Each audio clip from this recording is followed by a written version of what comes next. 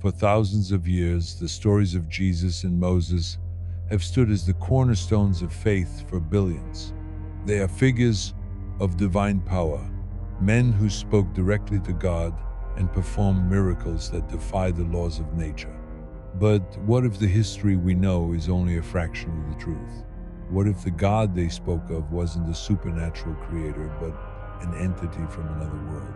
This is a mind-opening journey into the most radical of all forbidden histories, the theory that Jesus and Moses were messengers of an alien civilization.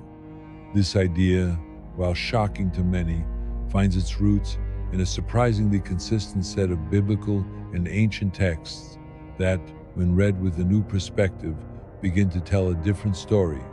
The very foundation of this theory rests on a simple premise. What if what we call miracles was simply advanced technology?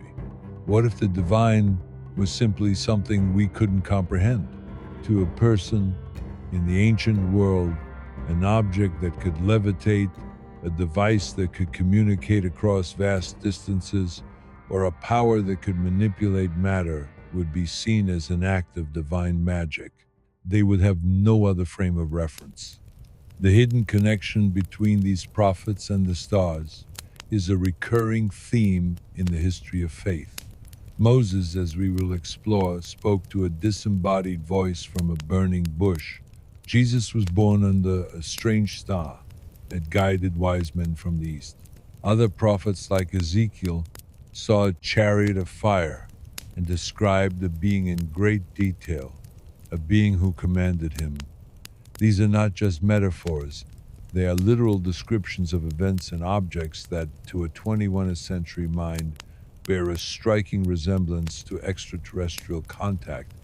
This is the journey we will take tonight. We will examine the most famous miracles and stories of the Bible and see them through a different lens. We will ask the questions that history has been afraid to ask. Could the Ark of the Covenant be a high-tech power source? Was the parting of the Red Sea an act of divine power, or a form of weather manipulation on an unimaginable scale? And were these prophets simply chosen men, or were they interdimensional envoys sent here by a powerful extraterrestrial ruler to guide humanity's fate? So, close your eyes, let the ancient words echo, and question the history we thought we knew. The hidden connection between the prophets and the stars is waiting to be revealed. Our journey into the heart of biblical mysteries begins with one of the most iconic and miraculous events in the Old Testament, the story of Moses and the burning bush. For millennia, this event has been interpreted as a direct, supernatural communication from God, a bush that burns without being consumed, a disembodied voice speaking to a shepherd, giving him a divine mission. But what if we shed the veil of faith and look at this moment through the lens of advanced technology? What if what Moses witnessed was not a miracle but an encounter with a device far beyond his comprehension? The biblical text is surprisingly detailed in its description. In the book of Exodus, it states that the angel of the Lord appeared to him in a flame of fire from within a bush. He looked, and behold, the bush was burning, yet it was not consumed. This is a key phrase. A fire that doesn't consume its fuel defies the laws of thermodynamics. It is not a fire as we know it, but to an individual from 1200 BCE, what else would a glowing, self-contained energy source look like? To a man accustomed to the campfires of the desert, a light source that generates heat and light without consuming fuel would be an impossible divine phenomenon. This could be a description of a powerful, self-sustaining energy field, a plasma containment device, or a form of glowing, plasma-based display technology. And what of the voice? Moses hears a voice from within the bush, a voice that speaks to him directly and with authority. The text explicitly says, God called to him from the midst of the bush. This disembodied, all-knowing voice is a cornerstone of the miracle. But what if it was not a voice from a supernatural being, but a carefully modulated high-fidelity sound projection? We have the technology for this today. A laser-based sound system can beam audio directly to a single person, and to that person the sound would seem to be coming from a specific point in space, from within the bush itself. The technology to create such a sound projection would be simple for a civilization with advanced knowledge of acoustics and light. To Moses, however, it would have been the voice of a being that defied the physical world. It was a perfect, contained, and directed form of advanced communication.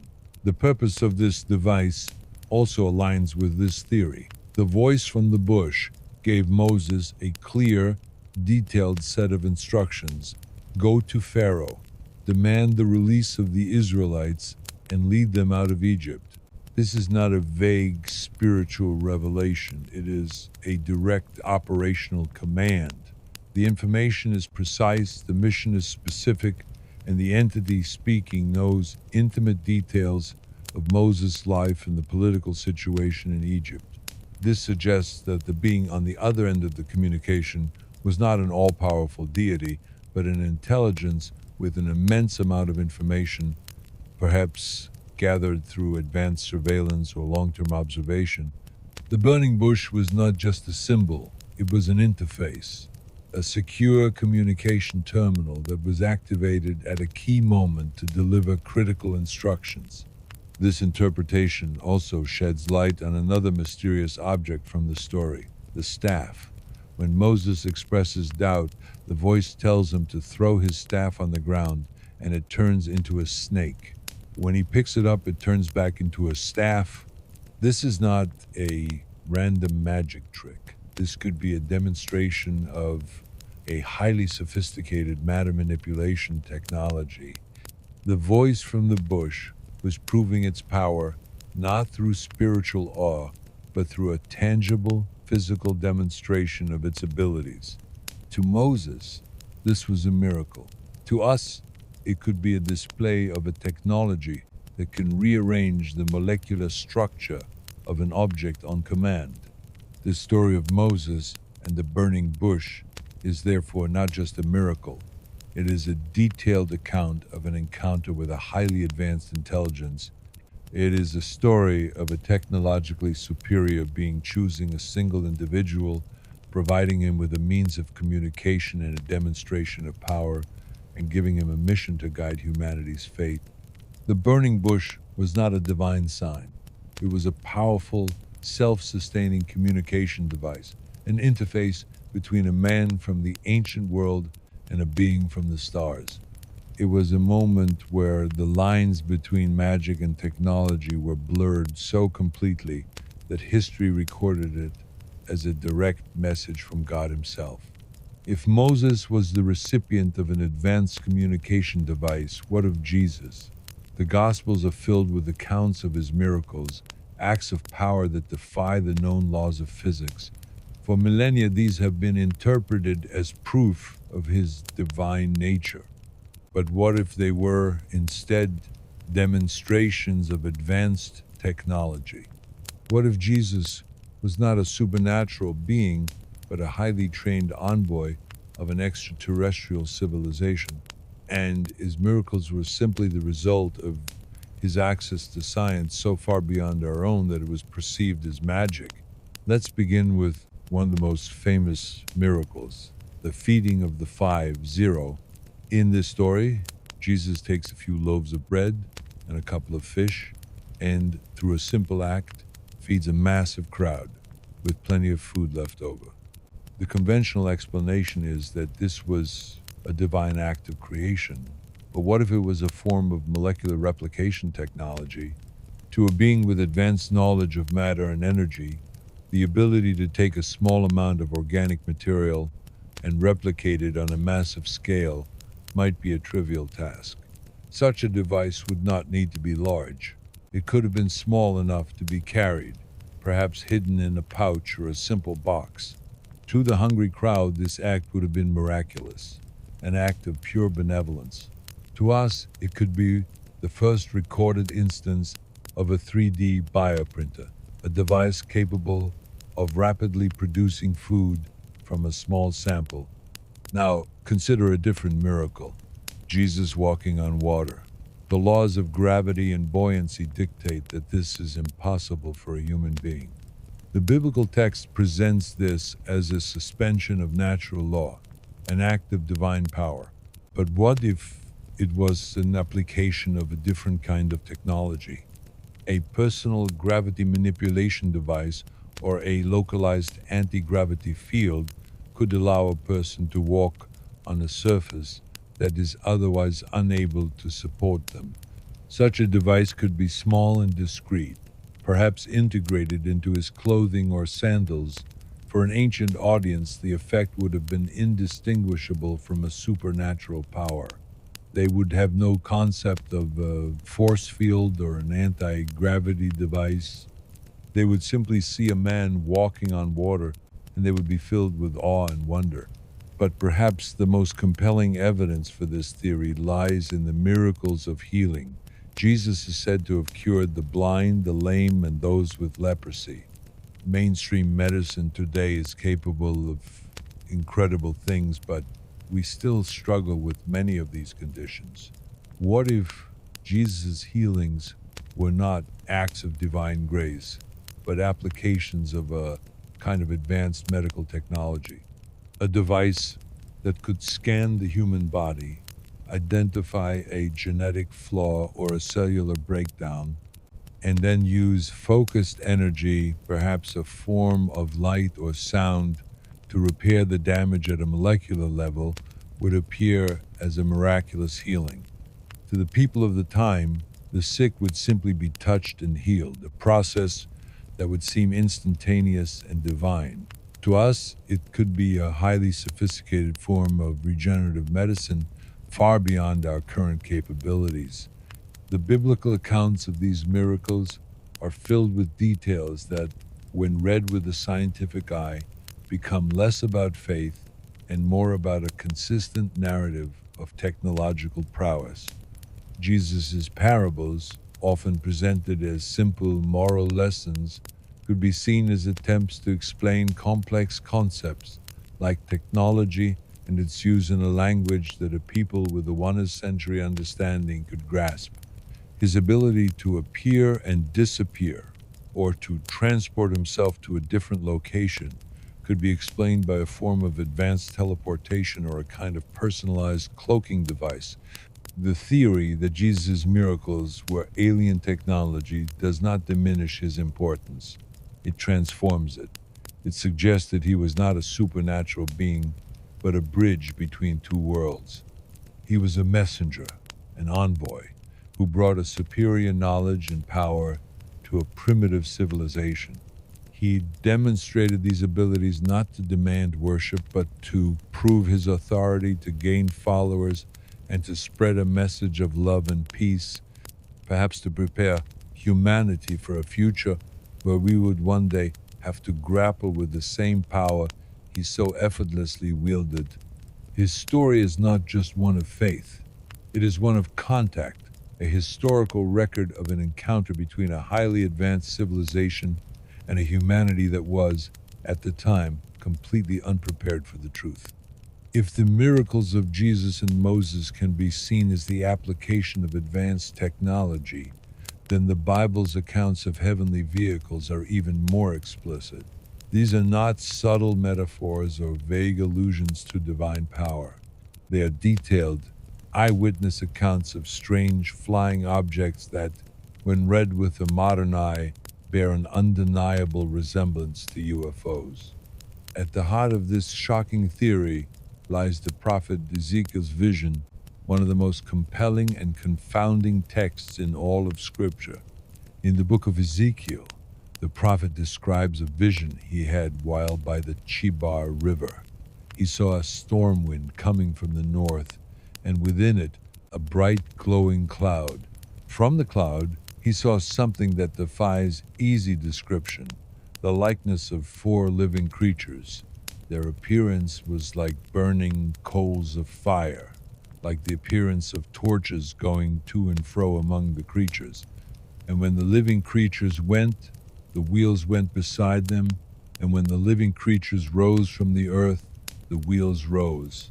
He continues to describe these creatures in painstaking detail, noting their gleaming bronze-like appearance and their wheels within wheels that could move in any direction without turning. To the religious scholar, this is a vision of a divine throne, a symbolic representation of God's power and omnipresence. But to the ufologist and the ancient astronaut theorist, this is an incredibly detailed description of a highly complex extraterrestrial craft. The living creatures could be the pilots or robotic components of the machine. The wheels within wheels could be a description of a powerful, multi-directional propulsion system, perhaps a form of gimbaled engine or a series of rotating rotors that would allow the craft to move in any direction. The glowing, burning appearance is a perfect description of a high-energy propulsion system, perhaps a plasma drive or a contained nuclear engine that would be so bright it would be seen as fire to a man with no concept of such technology. But Ezekiel is not the only one. Other biblical texts contain similar descriptions. The prophet Elijah is famously said to have been taken up to heaven in a chariot of fire and horses of fire in a whirlwind. The text is unambiguous. It describes a physical vehicle that carries a man into the sky. It does not say that he ascended in a spiritual form or that he simply vanished. It says that he was taken up in a fiery vehicle. This account, when stripped of its religious context, is a clear and concise description of a human being taken aboard an alien craft. The chariots of fire could be the same type of crafts that Ezekiel saw, a powerful, propulsion-based vehicle that would appear as a fiery, glowing object to the human eye. The book of Exodus also describes a pillar of cloud by day and a pillar of fire by night that guided the Israelites through the desert. This glowing object, which moved and led the people, provided light and guidance for a massive population. To the religious, this is a miracle. To the ancient astronaut theorists, it is a perfect description of a massive glowing spacecraft that hovered over the Israelite camp, guiding them through a hostile land. It would have appeared as a pillar of cloud and light from a distance, but up close, it would have been an awe-inspiring and terrifying sight. These accounts are not just isolated incidents. They form a consistent narrative of celestial vehicles and their pilots. The prophets were not just seeing things. They were witnessing a tangible reality, an encounter with a powerful, technologically advanced race that was actively guiding, observing, and communicating with humanity. The chariots of fire were not divine acts. They were the UFOs of the Bible, the physical proof that the stories of the prophets were not just spiritual metaphors, but literal historical records of extraterrestrial contact. The Bible, in this sense, is not just a book of faith. It is a catalog of first-hand encounters with an intelligence that came from the stars, a detailed, if a bit confusing, account of a time when the heavens were not just a place of divine wonder, but a superhighway for advanced celestial craft. As we dissect the stories of biblical prophets and their encounters with what appeared to be extraterrestrial beings, we are confronted with an even more profound question. Where did these stories come from? The biblical accounts of Genesis, the creation of man, and the great flood have long been held as unique divine revelations. But a deeper look at the archaeological record reveals a stunning and unsettling truth. The narrative of Abrahamic religions, and by extension the Judeo-Christian faith, may have been heavily influenced by a much older civilization, the ancient Sumerians. This is not a fringe theory. It is a point of academic discussion among scholars of comparative religion and history.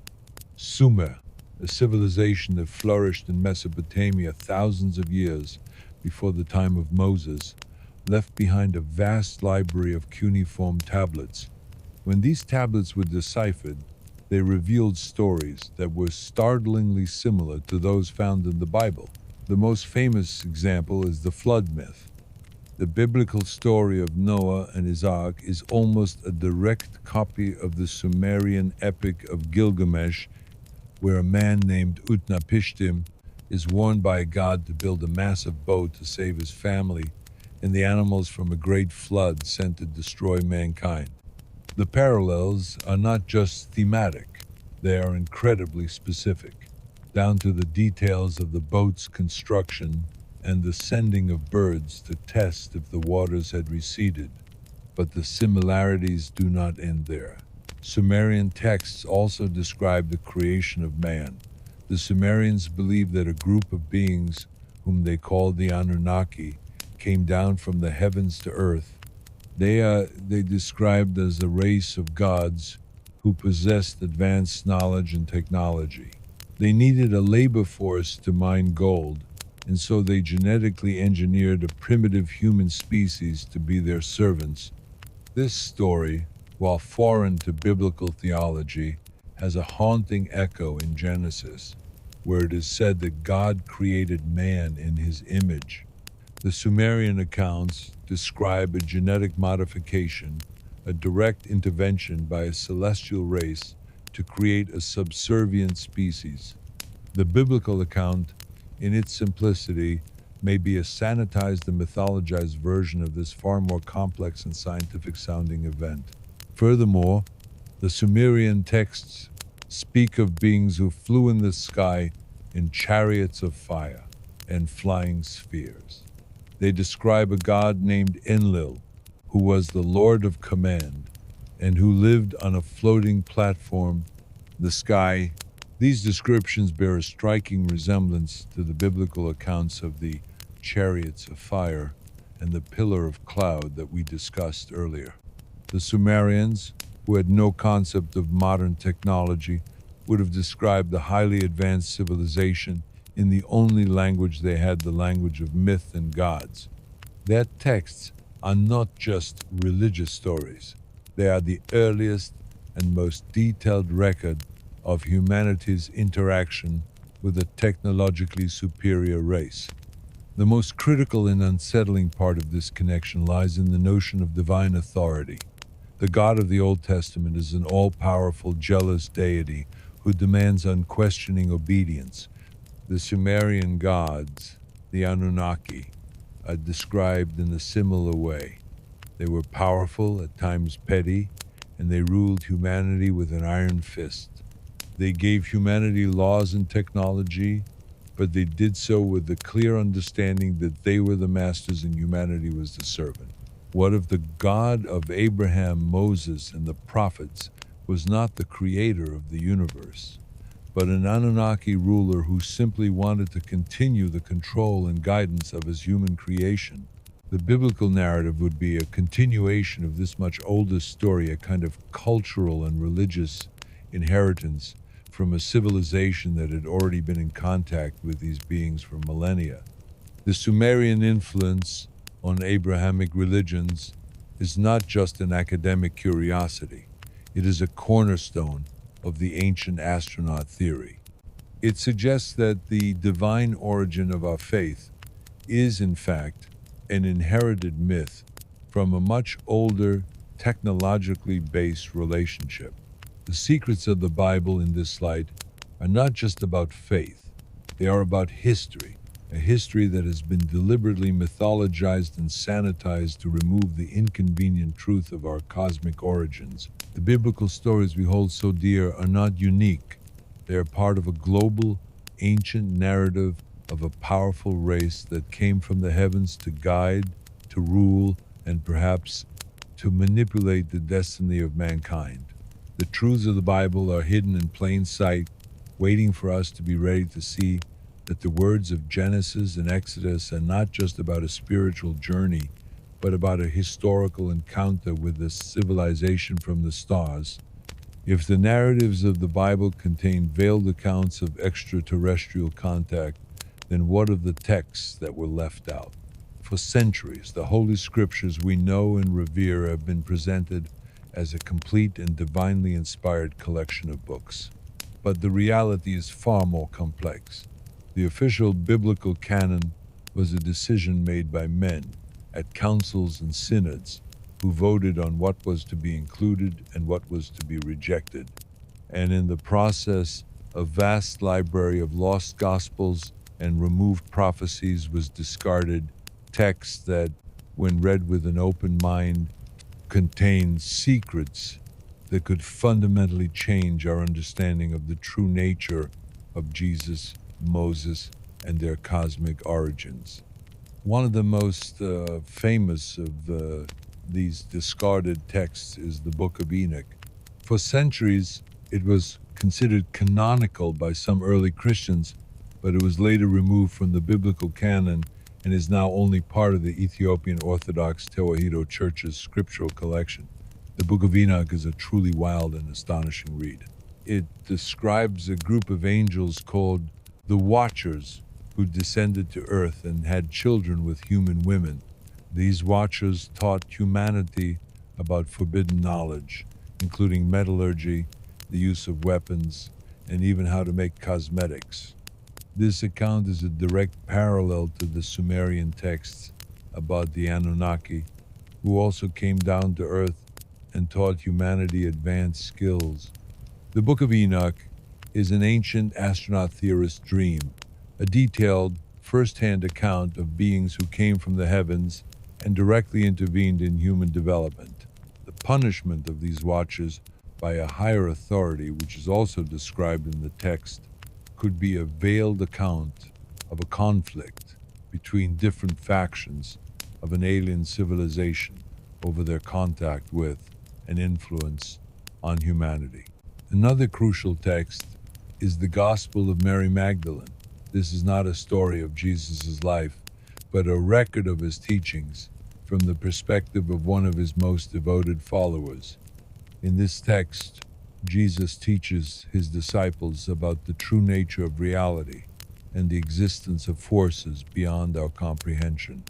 He speaks of a divine light and a material world that is a kind of prison. He teaches a form of Gnosticism, a belief system that posits that the physical world is a flawed creation and that humanity's true path is to achieve spiritual knowledge to escape this material prison. This teaching, which was considered heretical by the early church, could be a profound and philosophical interpretation of what it means to be a human being, a genetically modified species living on a planet that is being watched. The teachings of Jesus in this light were not just about faith and morality. They were a form of secret knowledge, a map for humanity to achieve a kind of spiritual or intellectual liberation. But perhaps the most compelling removed prophecies from the Gospel of Thomas, a collection of Jesus' sayings that were not included in the Bible. In this text, Jesus is quoted as saying, "The kingdom is inside of you, and it is outside of you. When you come to know yourselves, then you will be known, and you will realize that it is you who are the sons of the living Father. But if you will not know yourselves, you dwell in poverty, and it is you who are that poverty." This is not a message of blind faith. It is a message of self-discovery and enlightenment. It suggests that the divine is not an external entity to be worshipped, but a part of our own consciousness, a link to the living Father that is a part of our own genetic code. This teaching aligns perfectly with the Sumerian myths of humanity being created in the image of the gods. These lost gospels and removed prophecies were not discarded by accident. They were deliberately removed because they presented a version of Jesus and a truth about humanity that was too complex, too dangerous, and too challenging to a powerful and centralized religion. The Gnostics, who believed in these texts, was seen as a threat because they empowered the individual to seek their own truth rather than relying on a church to mediate their relationship with God. The truth of humanity's origins and our connection to a cosmic intelligence was deemed a secret that was not to be shared. The texts were hidden, burned, and suppressed, and in their place, a simpler, more controllable narrative was put forth, a narrative of faith, not of knowledge. The secrets of the Bible, in this sense, are hidden not in what is written, but in what was left out. The lost Gospels and removed prophecies are the key to a truth that was kept from us for centuries, a truth that could change our understanding of not just our past, but our future. As we have seen, the evidence for an alternative history of humanity, one that includes advanced technology, extraterrestrial contact, and a hidden truth, is scattered throughout our oldest and most revered texts. But this leads to the most profound and unsettling question of all. If this truth is so compelling, if the evidence is literally woven into the fabric of our holy scriptures, then why was it hidden for centuries? The answer is not a simple one, and it is not a singular conspiracy. It is a complex tapestry of power, control, and a fundamental fear of the unknown. The first and most powerful reason for this cover-up lies with the early church. From the 4th century onwards, as Christianity consolidated its power, it needed to establish a single, unified narrative. The existence of multiple gospels, each with its own version of events and teachings, especially those with Gnostic leanings, was a threat to this unity. The lost gospels we discussed, such as the Gospel of Mary and the Gospel of Thomas, were not just different, they were dangerous. They taught that the divine was not an external entity to be worshipped through a priest, but an internal spark to be discovered through personal knowledge.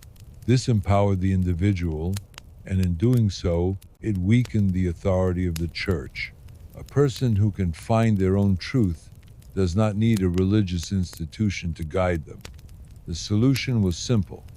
These texts were deemed heretical and removed from the canon. The truth was not just hidden, it was actively suppressed to create a religious and political power structure that could be controlled. But the suppression went far beyond just the written word. The stories of advanced technology and extraterrestrial beings were also deemed a threat to the established narrative of a single divine, all-powerful creator. The chariots of fire, the burning bush, and the ability to walk on water, if these were the result of technology, then what of the divine? If God was not a supernatural being but a powerful extraterrestrial ruler, then the very foundation of faith would crumble. To a fledgling religion seeking to establish a monotheistic worldview, the idea of competing gods from the stars was a non-starter. The solution was to mythologize the events, to transform the physical reality of the encounters into spiritual metaphors. The fiery chariot became a symbol of ascension, not a physical craft. The burning bush became a symbol of divine holiness, not a high-tech communication device. The truth was hidden in plain sight, wrapped in layers of religious allegory. The fear of this truth was not just a matter of theological control, it was also a matter of social control. The people of the ancient world, like most of humanity throughout history, were comforted by order and a clear understanding of their place in the universe. A story of a God who created them and who ruled them with an iron but predictable hand was a reassuring one. But the truth of a technologically superior alien race that genetically engineered humanity and was actively guiding its fate would be terrifying. It would make humanity a subservient species, a pawn in a cosmic game. The knowledge that we were not the masters of our own destiny, but the subjects of a powerful cosmic ruler, would have caused social chaos. The cover-up was therefore not just for the benefit of the church, it was for the benefit of humanity itself, a kind of benevolent lie to protect us from a truth we were not yet ready to handle. This narrative of suppression continued for centuries. The secrets were guarded by powerful secret societies who understood that some truths are not meant for the public. These organizations, often intertwined with the church and the ruling monarchies of Europe, had access to ancient texts and forgotten knowledge. They saw the evidence of extraterrestrial contact not as a threat but as a source of immense power. The Ark of the Covenant, in this light, was not a religious relic, but a piece of an alien technology, a power source that they sought to control for their own gain. The suppression of the truth was no longer about faith, it was about power, a geopolitical and economic control of an ancient cosmic knowledge that could change the world. The truth remained undiscovered for centuries because it was considered too disruptive, too intricate, and too challenging to the accepted understanding of history. It was a perspective that, if revealed, might have reshaped long-standing beliefs, altered cultural structures, and placed extraordinary influence in the hands of those who uncovered it. What some describe as a deliberate concealment was a complex process, a careful withholding of knowledge that spanned generations and continents. Whether intended to preserve stability or to manage what was not yet fully understood, this concealment ensured that only fragments of the original story survived. The deeper story of our beginnings, of how humanity came to its current place in the universe, was regarded as knowledge that should not yet be shared openly. Instead, a simplified narrative was passed down, one that focused on a singular divine presence, guiding and creating, while leaving aside older interpretations that spoke of powerful figures from beyond our world. These earlier accounts, found in ancient writings and myths, often describe visitors not as beings of the heavens in a spiritual sense, but as travelers from distant realms among the stars. We have reached the final chapter of our mind-bending journey. We have peeled back the layers of ancient myths, examined the hidden details of biblical stories, and confronted the uncomfortable truth of suppressed history. We have seen how the miracles of Jesus and Moses could be interpreted as the application of advanced technology, and how the gods they spoke of may have been a powerful extraterrestrial race. We have explored the chilling possibility of a millennia-long cover-up designed to keep this truth from humanity. This all leads us to the most profound and terrifying question of all, one that is not about our past, but about our future. What if these beings, the gods of our ancestors, are not gone? What if they are coming back? This theory, bold as it is, finds its roots in the very scriptures that have been the foundation of faith for millennia. The Bible is filled with prophecies of a second coming, a time when a celestial being will return to earth to judge the living and the dead, to put an end to the old world and usher in a new one. To the faithful, this is a divine promise. To the ancient astronaut theorist, it is a prediction of a very real, very physical event, the return of the gods. This idea is not limited to Abrahamic religions. Across the globe, from the Mayan calendar's end date to the Hindu concept of yugas, there is a consistent narrative of a great cycle of time that will culminate in the return of the celestial beings who guided humanity in the past. The Hopi tribe of North America speak of the return of their blue star Kachina, a being who will come from the stars to correct the path of humanity. The Aztec and Inca legends speak of the return of Quetzalcoatl and Viracocha, powerful, bearded gods who came from the sky and promised to return. These are not isolated myths. They are a global collective memory of a shared past and a shared prophecy. But why would they return now? The answer lies in the very technology that has allowed us to uncover their secrets. For centuries, humanity was a primitive race. We had no way of leaving our planet. We posed no threat to their cosmic order. We were, in a sense, a cosmic experiment that was being carefully guided from a distance. The gods had no reason to intervene directly because we were not yet a threat. But in the last 100 years, something changed. We developed nuclear power. We sent rockets into space. We developed the technology to leave our planet, and in doing so, we crossed the cosmic threshold. We are no longer a docile, primitive race. We are now a potential competitor, a threat to the secrecy of their existence. Our own scientific progress has become a kind of signal, a beacon to the heavens that humanity has finally come of age. Our ability to build a nuclear bomb or to send a rocket to the moon is not just a triumph of science. It is, in this context, a powerful and perhaps terrifying message to a celestial intelligence that has been watching us for millennia. The signs of their return, according to this theory, are all around us. The massive increase in UFO sightings in the last 70 years is not a modern phenomenon. It is a direct consequence of our own technological advancement. As we began to fly airplanes and rockets, we triggered a response from a watchful intelligence that had been lying in wait. The strange objects we see in our skies are not just random sightings. They are a kind of cosmic reconnaissance, an effort to assess our technological and social maturity.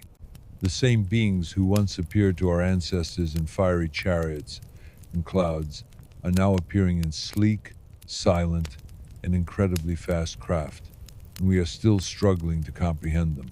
The biblical prophecies of a final judgment, of a celestial being returning to earth, take on a chilling new meaning in this light. The gods may not be coming back to judge our moral failings, but to assess our technological ones. They may be returning to see if we have proven ourselves worthy of their knowledge, or if we have developed a technology that is too dangerous to be left in our hands. The stories of a final battle, a great reckoning, may not be a spiritual war between good and evil, but a very real, very physical confrontation between a humanity that has become too powerful for its own good and an ancient intelligence that is here to reestablish control.